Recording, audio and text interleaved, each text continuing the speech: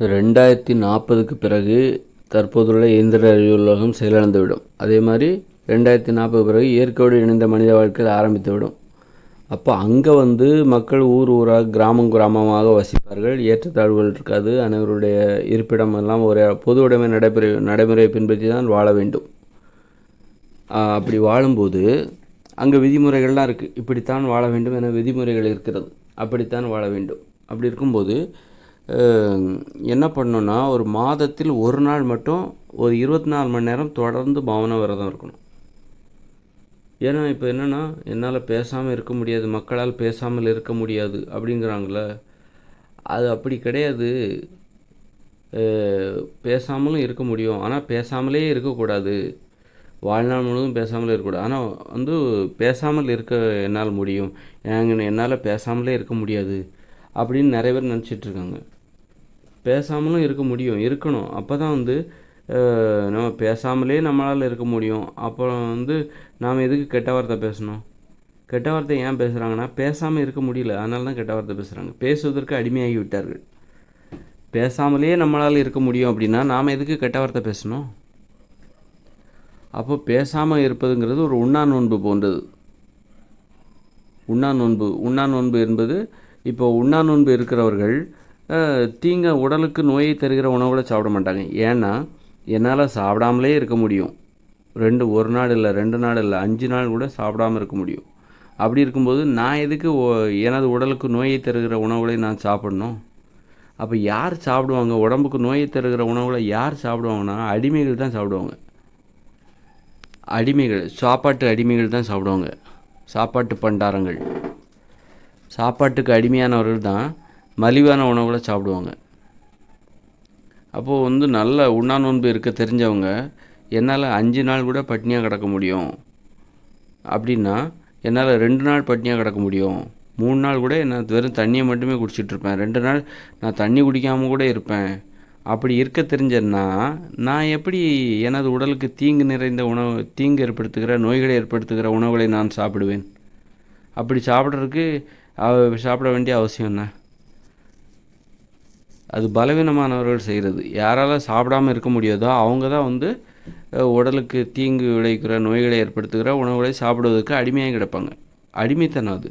நீங்கள் இட்லி பூரி பொங்கல்லாம் சாப்பிட்றீங்கன்னா அது அடிமைத்தனம். உங்களால் சாப்பிடாமல் இருக்க முடியாது, அதனால் அதுக்கு அடிமையாயிட்டீங்க.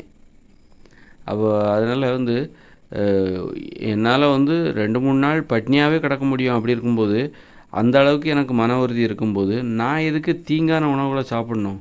நோய்களை தருகிற உணவுகளை நான் எதற்கு சாப்பிட வேண்டும்? ஏன்னா அந்த அளவுக்கு எனக்கு ஒன்றும் வீக்னஸ்லாம் கிடையாது. என்னால் கட்டுப்படுத்த முடியாமலாம் இல்லை. நான் மிகுந்த கட்டுப்பாடு உடையவன். அப்படி இருக்கும்போது நான் எதுக்கு இந்த மாதிரி நோய்களை தருகிற உணவுகளை சாப்பிடணும்? கட்டுப்பாடு இல்லாதவங்க தான் அதை சாப்பிடுவாங்க. சாப்பிடாமல் இருக்க முடியாதுன்னு சொல்கிறவங்க தான் அதை சாப்பிடுவாங்க. அந்த மாதிரி மலிவான உணவுகளை சாப்பிடுவாங்க. என்னால் பசியை கட்டுப்படுத்த முடியும், பட்டினி கிடக்க முடியும், 2-3 நாள் கூட பட்டினி கிடக்க முடியும் அப்படிங்கிற அந்த மன உறுதி இருக்கிறவங்க நல்ல உணவுகளை தேடி தேடி சாப்பிடுவாங்க. நல்ல உணவுகள் கிடைக்கலையா, பட்டினியாக கூட கிடப்பாங்க. ஆனால் ஒருபோதும் மலிவான உணவுகளை சாப்பிட மாட்டாங்க. பசிக்குது, பட்டினியாக இருக்கிறோம், அதனால் இந்த இட்லி பூரி தோசை இதெல்லாம் சாப்பிட மாட்டாங்க. அதனால் உண்ணா நோன்பு இருக்க முடியாதவங்க தான் இந்த மலிவான உணவுகளை சாப்பிடுவாங்க. என்னால் சாப்பிடாமே இருக்க முடியாது, சோறு சாப்பிட்டா தான் எனக்கு தூக்கம் வரும் அப்படின்னு பெருமையாக வேறு சொல்லிப்பாங்க. பட்னியெல்லாம் என்னால் கிடக்க முடியாதுப்பா அப்படின்ட்டு பயப்படுறவங்க, பட்டினி கிடந்தால் செத்து போயிடுவோம், பட்டினியை பார்த்து பயப்படுறவங்க, அவங்க தான் மலிவான உணவுகளை போய் சாப்பிட்டுட்ருப்பாங்க. அதே மாதிரி தான் கெட்ட வார்த்தைகளை யார் பேசுகிறாங்கன்னா, என்னால் பேசாமல் இருக்க முடியாது அப்படின்னு சொல்கிறாங்க பாருங்கள், அவங்க தான் கெட்ட வார்த்தைகளை பேசிகிட்டு இருப்பாங்க. ஏன்னா நீங்கள் நல்ல வார்த்தைகளை பேசணுன்னா உங்களுக்கு கட்டுப்பாடு தேவை. ஒரு சில இடங்களில் உணர்ச்சி வசப்பட்டு வார்த்தையை விட்டுருவாங்க, பேசக்கூடாத வார்த்தைகளை பேசிடுவாங்க. அவங்க அப்புறமா ஃபீல் பண்ணுவாங்க, ரொம்ப வருத்தப்படுவாங்க. எப்படி நம்ம அந்த நேரத்தில் எனக்கு கோபம் தலைக்கு மேலே ஏறி என் கண்ட்ரோல்லே நான் இழந்து கெட்ட வார்த்தை போட்டேன்ப்பா அப்படின்னு சொல்லுவாங்க.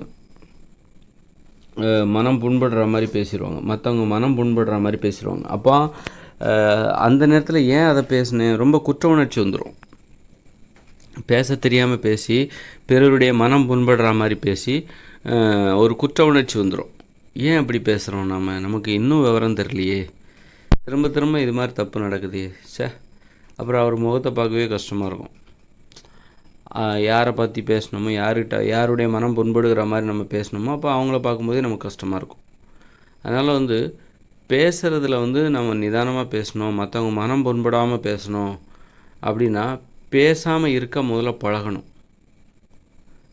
பேசாமல் இருக்க என்னால் முடியும். அப்படி இருக்கும்போது நான் எப்படி அதுக்கே ஒரு கட்டுப்பாடு தேவை. பேசாமல் இருப்பது என்பது ஒரு மிகச்சிறந்த கட்டுப்பாடு. அப்படி அந்த கட்டுப்பாடு ஒரு மாதம் ஒரு நாள், மாதம் ஒரு நாள் நம்ம பேசாமல் இருக்கணும். மாதம் 1ஆம் தேதி ஆனால் பேசக்கூடாது. ஒரு 24 மணி நேரம் காலை 6 மணியில் தொடங்கி மறுநாள் காலை 6 மணி வரைக்கும் நீங்கள் பேசக்கூடாது. அதாவது ஒரு லீவு நாள் எடுத்துக்கோங்களேன். ஒரு விடுமுறை தினமாக பார்த்து நீங்கள் முதல் விடுமுறை தினம், ஒரு மாதத்தில் வருகிற முதல் விடுமுறை தினம், முதல் ஞாயிற்றுக்கிழமை, ஒரு மாதத்தில் முதல் ஞாயிற்றுக்கிழமை என்ன பண்ணணுன்னா 24 மணி நேரம், இன்றைக்கி காலையில் ஆரம்பித்து திங்கக்கிழமை, ஞாயிற்றுக்கிழமை காலையில் ஆரம்பித்து காலையில் 6 மணிக்கு ஆரம்பித்து திங்கட்கிழமை காலை 6 மணி வரைக்கும் நீங்கள் யார்கிட்டையும் பேசக்கூடாது. அந்த மாதிரி அமைதியாக இருக்க கற்றுக்கொண்டீர்களே ஆனால் அந்த கட்டுப்பாடு, அமைதியாக இருக்கவே உங்களுக்கு தெரியும், யாரோடையும் பேசாமலே உங்களால் இருக்க முடியும். அப்படிங்கும்போது உங்களால் உங்கள் கட்டுப்பாட்டை மீறி கெட்ட வார்த்தைலாம் நீங்கள் பேச மாட்டீங்க. ஏன்னா பேச்சு என்பது இப்பொழுது உங்கள் கட்டுப்பாட்டுக்குள்ளே வந்துருச்சு. உங்களால் பேசாமல் இருக்கவே முடியும் உங்களால். அப்படி இருக்கும்போது நீங்கள் எப்படி கெட்ட வார்த்தை பேசுவீங்க? ஏன்னா இப்போ என்னால் பேசாமல் இருக்க முடியாது அப்படின்னு சொல்லிட்டு கட்டுப்பாடு இல்லாமல் பேசுகிறவர்கள், தங்களை கட்டுப்படுத்தி கொள்ள தெரியாமல் பேசுகிறவர்கள், அவங்க தான் கெட்ட வார்த்தை போடுவாங்க. மற்றவங்களுடைய மனதை புண்படுத்துகிற மாதிரி பேசுவாங்க. மற்றவங்களுடைய மனதை புண்படுத்தாமல் பேச வேண்டும் என்றால் நிதானம் தேவை, பொறுமை தேவை, அமைதி தேவை, கட்டுப்பாடு தேவை. பேசாமல் இருக்கிற அந்த பண்பு உங்களுக்கு தேவை, அந்த வழக்கம் உங்களுக்கு தேவை. பேசாமலே இருக்கிற வழக்கம், அதாவது அந்த பயிற்சி, அது உங்களுக்கு எளிதாக இருக்க வேண்டும். இப்போ என்னெல்லாம் கேட்டிங்கன்னு வச்சுங்களேன், நான்லாம் ரொம்ப ஈஸியாக இருப்பேன். யார்கிட்டையும் பேசாமலே கண்டிப்பாக நிறைய நாள் இருந்திருப்பேன். நிறைய விடுமுறை தினங்கள்லாம் நான் சென்னையில் தனியாகலாம் இருந்திருக்கேன். அப்போல்லாம் ஒரு மாத விடுமுறை, மே மாதம்லாம் இப்போ நான் தனியாக தான் இருந்திருக்கேன். யார்கிட்டையும் பேசாமலே நான் இருந்திருக்கேன். அது தானாக எனக்கு அது ரொம்ப எளிது. எல்லோரும் என்னை பார்த்து கேட்டால் இவன் ரொம்ப அமைதியாக இருப்பான் அப்படின்னு தான் சொல்லுவாங்க. கலகலன்னு பேசுகிற ஒரு ஆள் கிடையாது நான். அதனால் அமைதியாக இருக்கிறது தான் எனக்கு அதிகம், பேசுகிறது தான் எனக்கு ரொம்ப அரிதாக நடக்கும், சிரமம். அமைதியாக இருக்கிறது எனக்கு ரொம்ப எளிது. யாரோடையும் பேசுகிறதே பெரும்பாலும் நான் அதிகமாக விரும்புகிறது கிடையாது. அந்த அளவுக்கு ஒரு தனிமை விரும்பி நான், அதனால் சொல்கிறேன். அதனால் பெருசாக நான் யார்கிட்டையும் வாயெல்லாம் விட மாட்டேன். ஆனால் அந்த மாதிரிலாம் பாதிக்கப்பட்டிருங்க. தெரியாமல் அதாவது வார்த்தையை விட்டுருவோம், மற்றவங்க மனசு புண்படுற மாதிரி பேசிடுவோம். நமது தகுதியை நானே குறைச்சிப்பேன், என் தகுதியை நானே குறைச்சிக்கிற மாதிரி. என்னடா ஏன் இப்படி நடக்குது, இந்த மாதிரி ஏன் பேசுகிறோம், எப்படி இந்த தப்பு நடக்குது, குற்ற உணர்ச்சி இருக்கும், நம்ம பற்றியே நமக்கு ஒரு அவமானம் இருக்கும். அப்போ அதுலேருந்துலாம் இப்போ மீண்டு வந்தாச்சு. இப்போ அந்த மாதிரி சம்பவங்கள் நடக்கிறது இல்லை. நிதானமாக அமைதியாக இருக்க கற்றுக்கொண்டு விட்டேன். பேசுவதில் எனக்கு ஒரு கட்டுப்பாடு இருக்குது. பெரும்பாலும் நான் அந்த கட்டுப்பாடை அடிக்கடி பயன்படுத்திகிட்ருக்கேன். அதனால் நீங்கள் மற்றவங்க மனசு புண்படாமல் பேசணும் அப்படின்னா பேசாமல் இருக்க முதல்ல கற்றுக்கோங்க. மாதத்தில் முதல் ஞாயிற்றுக்கிழமை பேசாதீங்க. காலை 6 மணியிலிருந்து ஆரம்பித்து மறுநாள் காலை திங்கட்கிழமை காலை 6 மணி வரைக்கும் நீங்கள் பேசாதீங்க. அப்போ பேசாமலேயே, யாரிடமும் பேசாமலேயே உங்களால் இருக்க முடியும் என்றால் அப்போ நீங்கள் எப்படி மற்றவங்க மனசை புண்படுற மாதிரி பேசுவீங்க? அதான்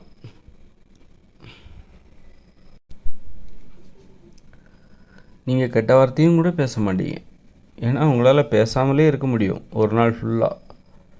அப்படி இருக்கும்போது கெட்ட வார்த்தை பேச மாட்டீங்க, நல்ல வார்த்தை. ஏன்னா உங்கள்கிட்ட நிதானம் வந்துருச்சு, பொறுமை வந்துருச்சு, என்ன பேசணும் அப்படிங்கிறதுக்கான அந்த பொறுமை வந்துருச்சு.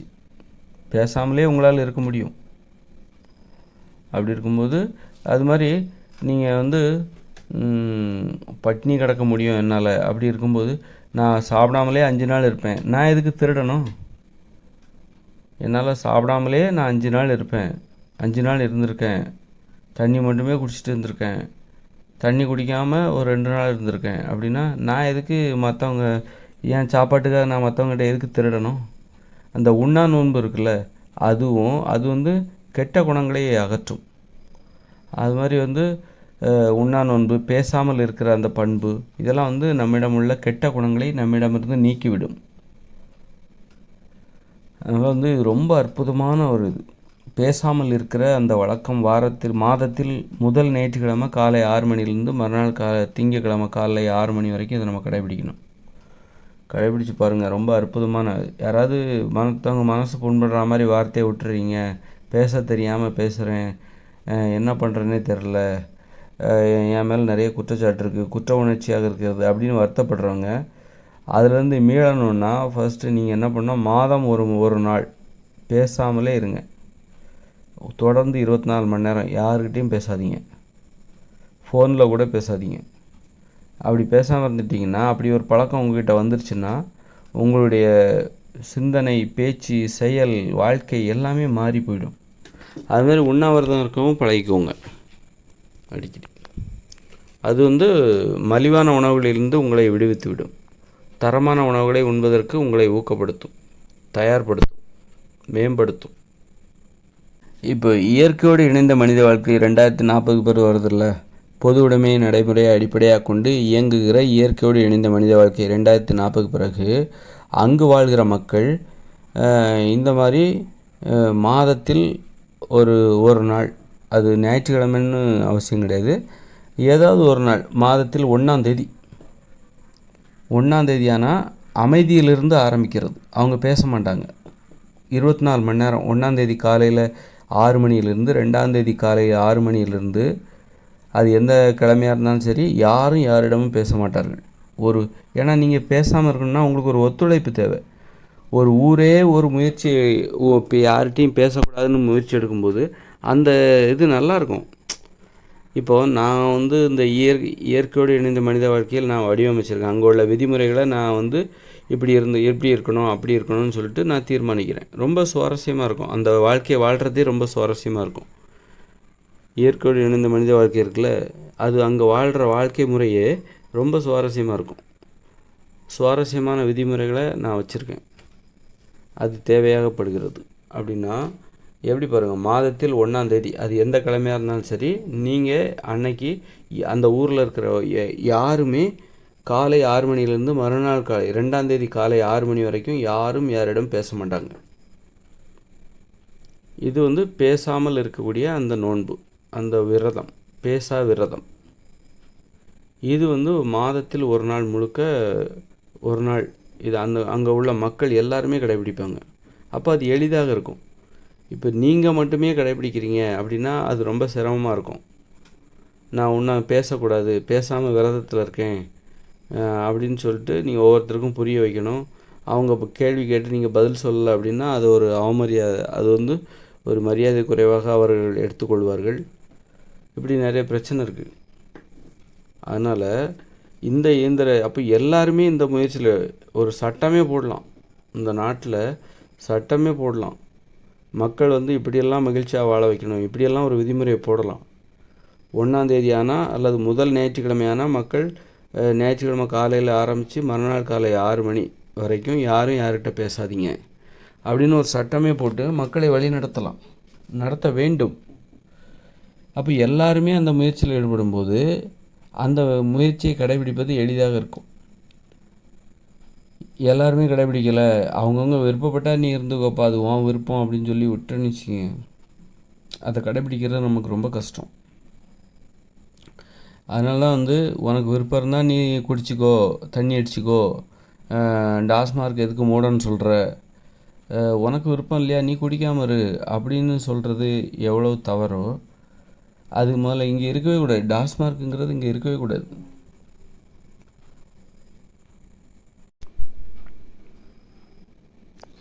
அப்போ தான் வந்து மக்கள் எல்லாரும் அந்த குடிக்காமல் இருக்கிறத கடைபிடிக்க முடியும். டாஸ்மார்க் அங்கங்கே திறந்து வச்சுட்டு மக்கள் வந்து ஒருத்தர் வந்து இனிமேல் நான் குடிக்கவே மாட்டேன் அப்படின்னு முடிவு எடுக்கிறாரு வைங்க, அவர் அதெல்லாம் கடைப்பிடிக்க முடியாது. ஏன்னா அங்கே போனால் டாஸ்மார்க்கு அங்கே தண்ணி அடிச்சிட்டு இருப்பாங்க. அதை பார்க்கும்போது இவருக்கும் தண்ணி அடிக்கணும்னு தோணும். அது மாதிரி புகைப்பிடிக்கக்கூடாதுன்னு ஒருத்தர் நினைப்பார். அந்த சினிமாவில் பார்த்தா புகைப்பிடிக்கிற மாதிரி வரும், யாராவது புகைப்பிடிச்சிட்டு இருப்பாங்க, அதை பார்த்தா இவருக்கும் தம் அடிக்கணும்னு தோணும். அப்போது யாராலையும் ஒரு கட்டுப்பாடை கடைபிடிக்க முடியாது. கட்டுப்பாடுங்கிறது எல்லாத்துக்கும் பொதுவானதாக இருக்க வேண்டும். எல்லோருமே ஒரு விஷயம் நல்ல விஷயம் அப்படின்னா, ஒரு கட்டுப்பாடு என்பது நல்ல ஒரு விஷயம் அப்படின்னா, அது எல்லாருக்கும் பொதுவானதாக மாற்ற வேண்டும். எல்லாருமே அதை கடைபிடிக்கணும், நிர்பந்தப்படுத்துங்க. அப்போது மதுபானம் மறந்தக்கூடாதா, அப்போ அது டாஸ்மார்க்கே எடுத்துருங்க. அப்போ மக்கள் ஈஸியாக இருப்பான். அந்த கட்டுப்பாடை கடைபிடிக்கிறது ரொம்ப ஈஸி, போராட வேண்டிய அவசியம் இல்லை. இங்கே மதுபான கடைகளையும் திறந்து வச்சுட்டீங்க, அப்புறம் மதுபானமும் குடிக்கக்கூடாதுங்கிறீங்க. அப்போ மக்கள் போராடுறாங்க. அது மாதிரி சிகரெட்டு எல்லாம் விற்க வச்சிடுறீங்க. அப்புறம் சிகரெட் பிடிச்சா புற்றுநோய் வருங்கிறீங்க, வீட்டுக்கு நாட்டுக்கு கேடுன்னு வேறு சொல்கிறீங்க. அதில் ஒருத்தர் சிகரெட்டை பிடிக்கக்கூடாது அப்படின்னா அவர் ரொம்ப போராட வேண்டியிருக்கு. இங்கே சிகரெட் எங்கேயுமே கிடைக்காது அப்படின்னா சிகரெட் குடிக்கக்கூடாதுன்னு நினைக்கிறவருக்கு ரொம்ப ஈஸியாகிடும். சிகரெட் குடிக்காமல் இருக்கிறது அவருக்கு ரொம்ப ஈஸியாகிடும். அது மாதிரி ஒரு கட்டுப்பாடு என்பதை ரொம்ப எளிதாக மாற்ற வேண்டும். அது அரசாங்கத்தின் கையில் தான் இருக்கிறது. அரசாங்கம் நினைத்தால் ஒரு கட்டுப்பாட்டை எளிதாக கடைபிடிக்கலாம். மாமிசம் உண்ணக்கூடாதுன்னா இங்கே மாமிசத்தை விற்பதற்கு அரசாங்கம் தடை விதித்துவிட வேண்டும். அப்படி தடை விதிக்காமல் மாமிசம் உண்ணக்கூடாது என்கிற கட்டுப்பாட்டை ஒருவர் கடைபிடிப்பதாக நேர்ந்தால் அது ரொம்ப கஷ்டம். மாமிசமே விற்கிறதுக்கு நீங்கள் தடை வச்சுருங்க, அப்புறம் யாரும் மாமிசம் சாப்பிட போகிறதில்ல. மாமிசம் சாப்பிடக்கூடாது என்கிற கட்டுப்பாடு மக்கள் எளிதாக கடைபிடிப்பார்கள். அது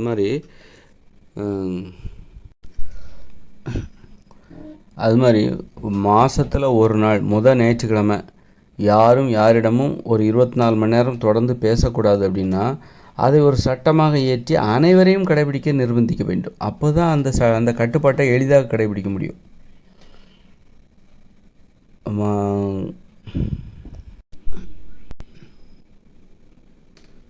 அது மாதிரி இயற்கையோடு இணைந்த மனித வாழ்க்கையில் எந்த ஒரு கட்டுப்பாடாக இருந்தாலும் அது பொதுவானதாக இருக்கும்.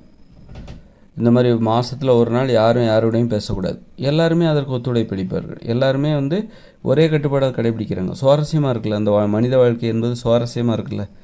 இந்த மாதத்தில் ஒரு நாள் தானே, மற்ற நாள் எல்லாம் பேச போகிறீங்க. அப்புறம் பார்த்திங்கன்னா தொழில் செய்கிற இடத்துக்கு போனீங்கன்னா, இயற்கையோடு இணைந்த மனித வாழ்க்கையில் தொழில் செய்கிற இடம், அங்கே போனீங்கன்னா யாரையும் பார்க்கக்கூடாது, பேசக்கூடாது, தொடக்கூடாது, பகிர்ந்து உண்ணக்கூடாது. குடியிருப்பு பகுதிக்கு வந்துட்டிங்கன்னா நீங்கள் பேசிக்கலாம், ஜாலியாக பேசிக்கலாம். என்ன அது மாதிரி இந்த விதிமுறைகள் நல்லா இருக்குது பாருங்கள். இந்த மாதிரி விதிமுறைகள் இயற்கையோடு இணைந்த மனித வாழ்க்கையின் அழகு. அதுதான் அழகு, விதிமுறைகள் தான் அழகு. அது மாதிரி இயற்கையோடு இணைந்த மனித வாழ்க்கையில் உண்ணா நோன்பு இருப்பதையும் அங்கே எல்லாருமே கடைபிடிக்கணும். அப்படி அது அப்போ தான் அது எளிதாக மாறும். நீங்கள் உனக்கு விருப்பம் தான் நீ இருந்துக்கோ அப்படின்னா அது ரொம்ப கஷ்டமான நடைமுறையாக மாறிடும். இவர் உண்ணா நோன்பு இருப்பார், மற்றவங்க என்ன பண்ணுறாங்க, இந்த பழம் சாப்பிட்றியா, ஆப்பிள் சாப்பிட்றியாம்பாங்க. அப்போ அவர் போராட வேண்டியிருக்கும். அப்போ உண்ணா நோன்பு என்பது நல்ல விஷயம் அப்படின்னா அது எல்லாருமே கடைபிடிக்க அனுமதிக்க வேண்டும்.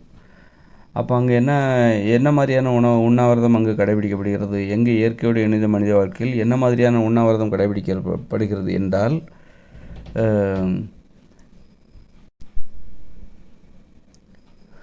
மாதத்தின் முதல் சனிக்கிழமை என்ன பண்ணணும் அப்படின்னா,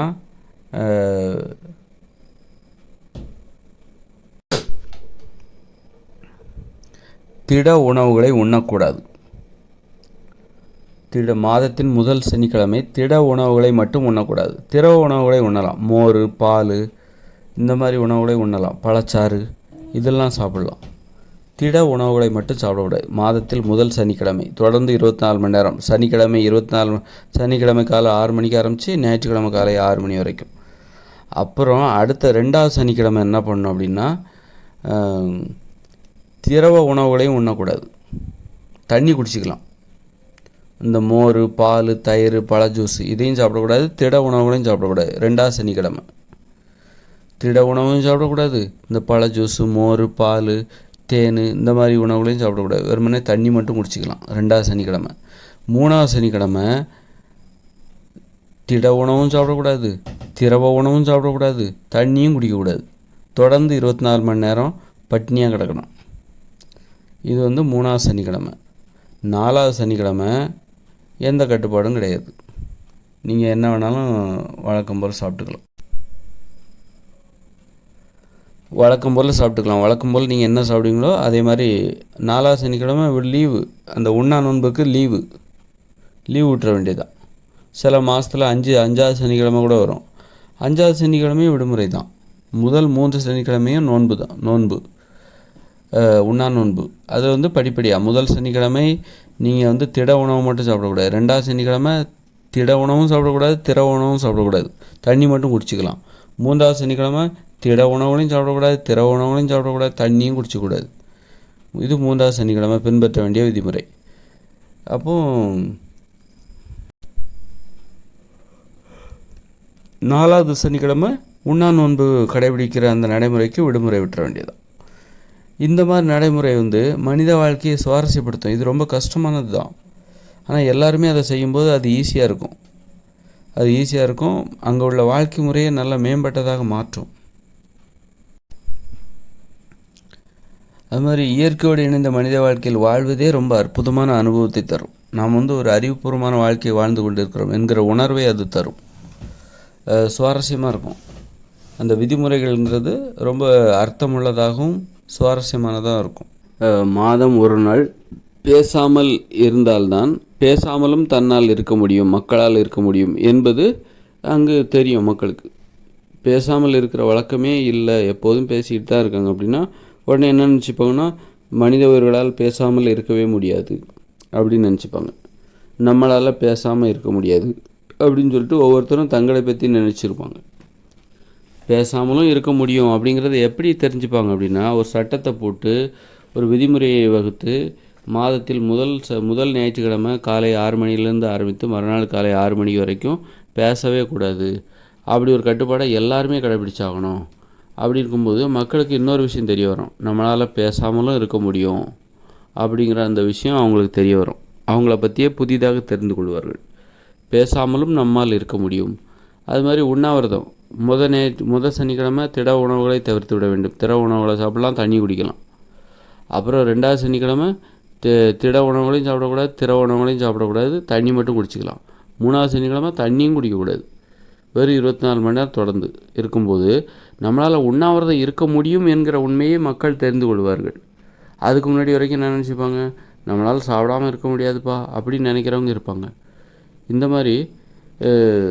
மாதிரி சாப்பிடக்கூடாது, திட உணவுகளை சாப்பிடக்கூடாது முதல் சனிக்கிழமை. 2வது சனிக்கிழமை திர உணவுகளையும் சாப்பிடக்கூடாது, திட உணவு சாப்பிடக்கூடாது. 3வது சனிக்கிழமை தண்ணியும் குடிக்கக்கூடாது, எதுவுமே சாப்பிடக்கூடாது. அப்போது இதெல்லாம் பண்ணும்போது நம்மளால் உண்ணாவிரதமும் இருக்க முடியும், தொடர்ந்து ஒரு நாள் எதுவும் சாப்பிடாமல் தண்ணி கூட குடிக்காமல் நம்மளால் உண்ணாவிரதம் இருக்க முடியும் அப்படிங்கிற உண்மையை மக்கள் தெரிஞ்சுப்பாங்க.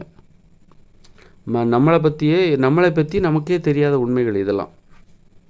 நம்மளால் இத்தனை நாள் சாப்பிடாமல் இருக்க முடியுமா, நம்மளால் தண்ணியே குடிக்காமல் ஒரு நாள் இருக்க முடியுமா, அதெல்லாம் எப்போ தெரியும்னா இந்த மாதிரி விதிமுறையை உருவாக்கி மக்களை அதை கடைபிடிக்க செய்யும்போது தான் அவங்களுக்கே அவங்கள பற்றி தெரிய வரும்.